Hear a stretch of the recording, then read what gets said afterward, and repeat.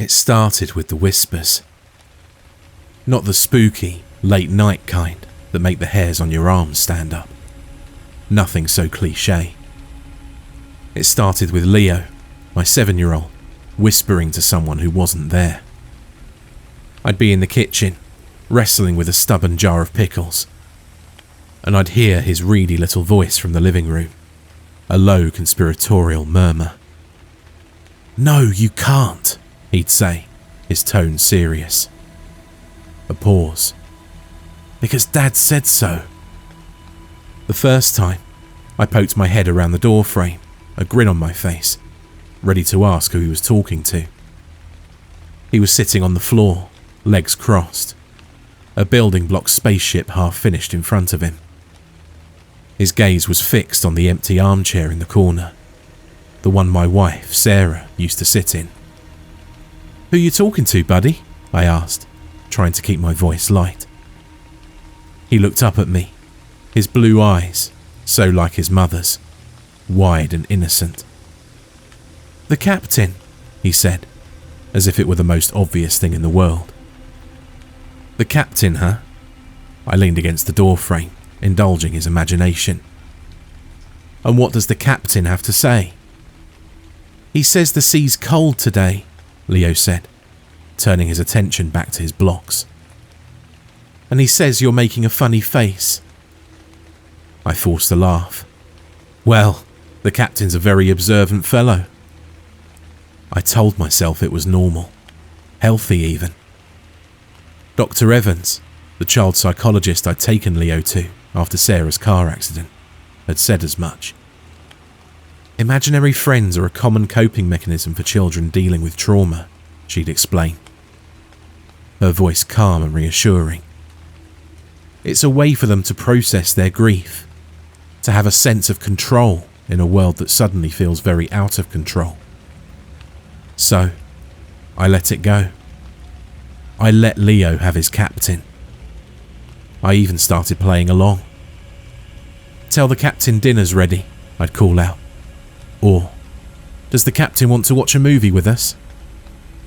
Leo would dutifully relay the message, then report back. "The captain says he's not hungry." Or, "The captain says he's already seen this movie.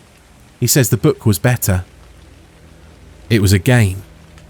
A strange, slightly unsettling game, but a game nonetheless. That is, until the gifts started appearing. The first one was a seashell, a perfect, pearly white conch, resting on Leo's pillow. I found it when I went to tuck him in one night. It was still damp, a faint, salty tang clinging to it. "Where'd you get this, buddy?" I asked, turning it over in my hand. It was beautiful, the kind of thing you'd pay a pretty penny for in a tourist shop. Leo's eyes were heavy with sleep. "The captain brought it for me," he mumbled, already drifting off. "He said it's a present." I frowned. We lived in a small town in upstate New York, a good 3-hour drive from the nearest coast. There were no beaches here, no salty air. No place a 7-year-old could have found a seashell like this. I checked the windows.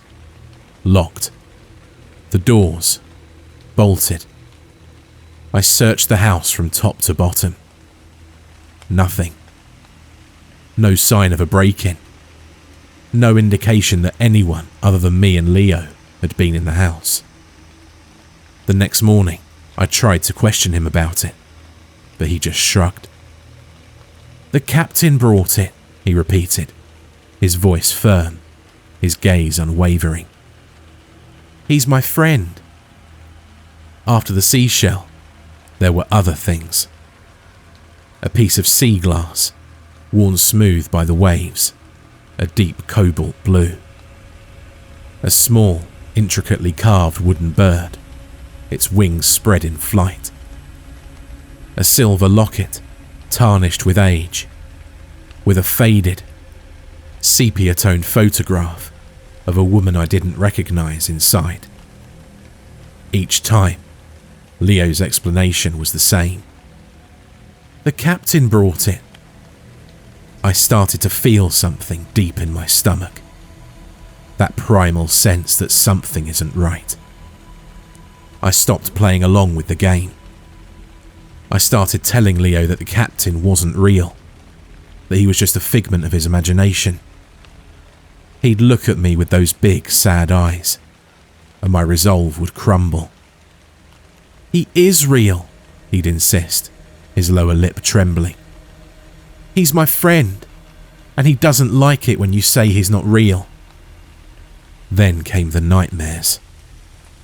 Leo had always been a good sleeper, but now he started waking up screaming, his small body drenched in sweat. He'd thrash and cry, his eyes wide with a terror I couldn't soothe. The water, he'd sob, clinging to me as if I were a life raft in a stormy sea. It's so cold, so dark. I'd hold him, rocking him back and forth, whispering reassurances I didn't feel. I'd check the locks on the doors and the windows, my own fear a cold knot in my chest. I started leaving a nightlight on in his room, a small, cartoon character-shaped beacon against the encroaching darkness. One night, I was jolted awake by a sound, a low creak, like the groaning of an old ship. I sat up in bed. The house was silent, but I could feel it. A subtle shift in the atmosphere. A sense of presence that hadn't been there before. I crept out of bed and down the hall to Leo's room.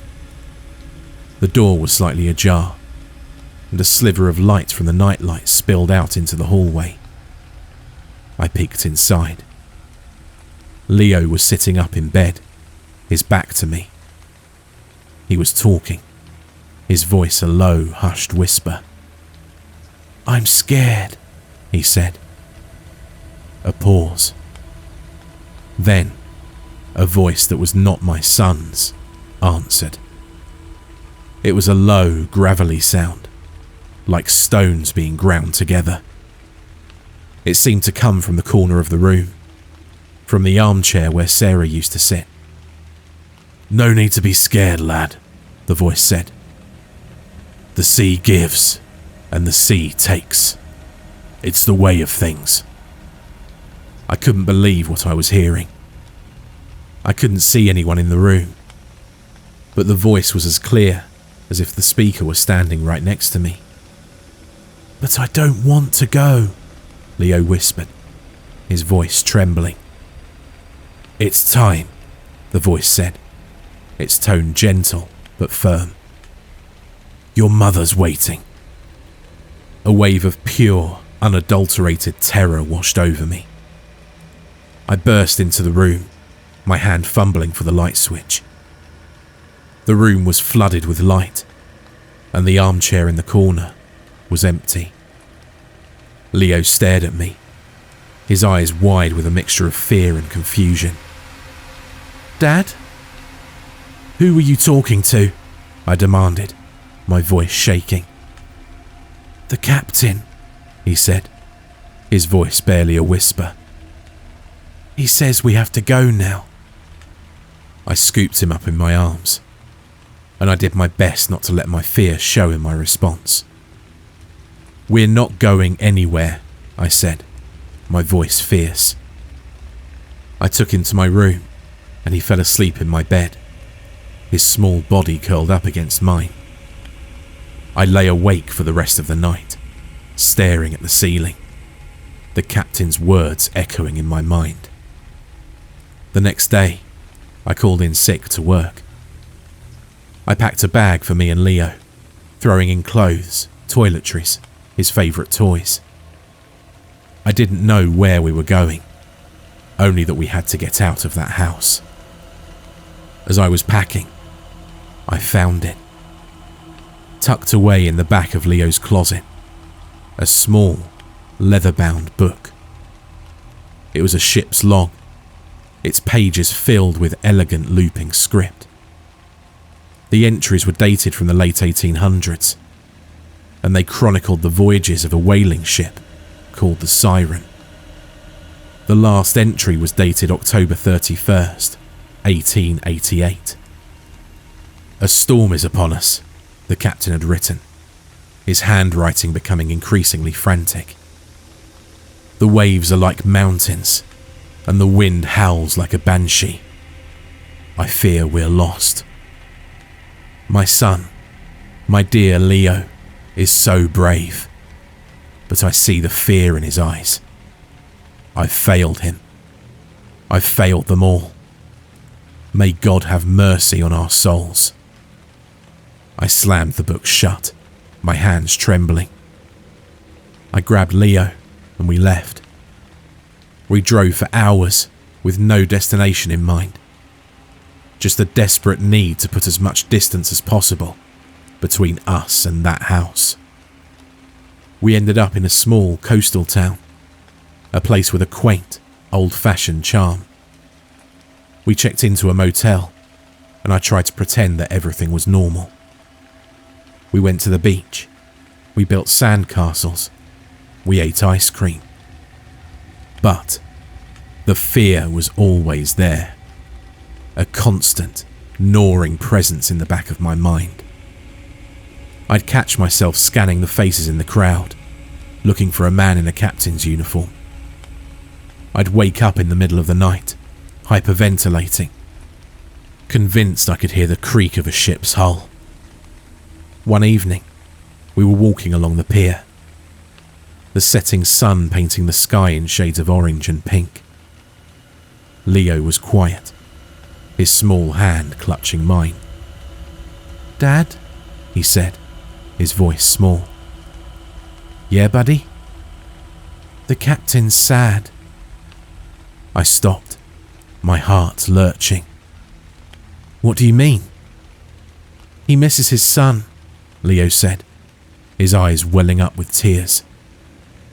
"He thinks I'm him." I knelt down, my hands on his shoulders. "You're not his son, Leo," I said, my voice firm. "You're my son." He looked at me, his blue eyes searching mine. "But he's so lonely." A cold dread washed over me. I knew, with a certainty that chilled me to the bone, that it wasn't over. The captain hadn't given up. That night, I was woken by the sound of the ocean. Not the gentle lapping of waves against the shore, but the roaring, crashing sound of a storm. The wind howled, rattling the windows of our motel room. I woke with a start and sat up in bed. Leo was gone. The door to our room was wide open, and a trail of wet, sandy footprints led out into the night. Without thinking, I ran out of the room, my bare feet slapping against the cold, wet pavement. The storm was raging, the rain coming down in sheets. I could barely see a few feet in front of me, but I followed the footprints, my only guide in the darkness. They led me to the end of the pier, to a small, dilapidated lighthouse that stood at the edge of the sea. The door was ajar, and I could hear a voice from inside, a low, gravelly sound that I recognized with a jolt of terror. The captain. I burst into the lighthouse, trying my best to keep my breathing steady. The inside was dark and damp, the air thick with the smell of salt and old wood. A spiral staircase led up to the top, and I took the stairs 2 at a time. At the top of the lighthouse, in the lantern room, I found them. Leo was standing by the window, his small frame silhouetted against the stormy sky. And next to him, a figure, tall and imposing, dressed in the tattered remains of a sea captain's uniform. He was translucent, a ghostly apparition. but his presence was as solid and real as the storm that raged outside. "It's time to go, son," the captain said, his voice a low rumble. He reached out a spectral hand, and Leo, as if in a trance, took a step forward. The word "no" leapt from my mouth, my voice raw with terror. The captain turned to me, his eyes two burning coals in his spectral face. "He's my son," he said, his voice a low growl. "The sea took him from me, and now it's brought him back." "He's not your son," I said, my voice shaking. "His name's Leo, but he's my son." "The sea gives, and the sea takes," the captain repeated, his voice a mournful whisper. I looked at Leo, at his small, pale face, and a wave of love, so fierce and protective, washed over me. I knew I couldn't fight this thing with anger or violence. I had to reach him, to appeal to the man he'd once been, the father who'd loved his son. "I know what it's like to lose someone you love," I said, my voice thick with emotion. "I lost my wife, Leo's mother, and the pain. It's a storm that never ends." The captain's form flickered, his expression softening. "The sea is a cruel mistress," he said, his voice filled with a centuries-old sorrow. "She is," I agreed, "but she can also be a source of peace, of healing." I took a step forward, my hand outstretched. "Let him go," I pleaded. "Let him live his life. Let me have my son." The captain looked from me to Leo, his spectral form wavering. He looked at the storm-tossed sea, then back at me, and in his eyes I saw a flicker of understanding, of shared grief. He nodded, a slow, solemn gesture, and then he was gone. The storm subsided as quickly as it had come. The rain stopped, the wind died down, and the first rays of dawn broke through the clouds, casting a golden glow over the sea. Leo turned to me, his eyes clear and bright. "Dad?" I rushed to him, scooping him up in my arms, holding him so tight I thought he might break. He was real. He was warm. He was mine. We left the lighthouse, and we didn't look back. We drove home, the rising sun at our backs. We never talked about the captain again. Leo seemed to have forgotten all about him, his imaginary friend fading away like a bad dream. But I never forgot. I sold the house. We moved to a small apartment in the city, far from the sea, far from the whispers and the ghosts. But sometimes, on a quiet night, when the wind howls and the rain beats against the window pane, I can still hear it. The creak of a ship's hull, the roar of a phantom storm. And I know, deep within my heart, that the sea gives and the sea takes. And sometimes it tries to take back what was never its own to begin with.